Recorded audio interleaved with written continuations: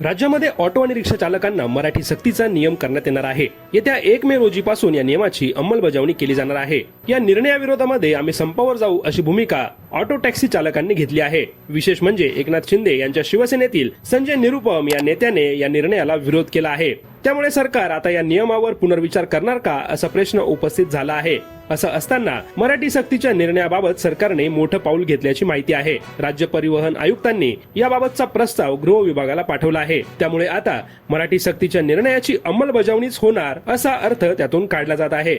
मिळालेल्या माहितीनुसार राज्यातील सार्वजनिक वाहतूक व्यवस्थेमध्ये प्रवाशांशी सुसंवाद साधण्यासाठी मराठी भाषेचे महत्त्व अधोरेखित करत महाराष्ट्र शासनाने महत्त्वपूर्ण निर्णयाच्या दिशेने पाऊल टाकलं।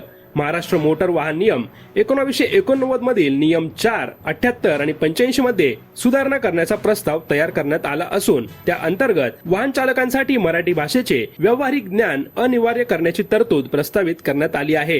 राज्यातील परिवहन आयुक्तांनी या संदर्भातील प्रस्ताव गृह विभागाकडे सादर केला आहे।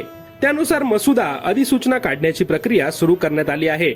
प्रस्तावित बदलांनुसार सार्वजनिक सेवा वाहन चालवण्याची परवानगी देताना अर्जदाराच्या चारित्र्य व पार्श्वभूमी बरोबरच मराठी भाषेचे व्यावहारिक ज्ञान तपासण्याचा अधिकार परवाना प्राधिकरणाला देण्यात येणार आहे।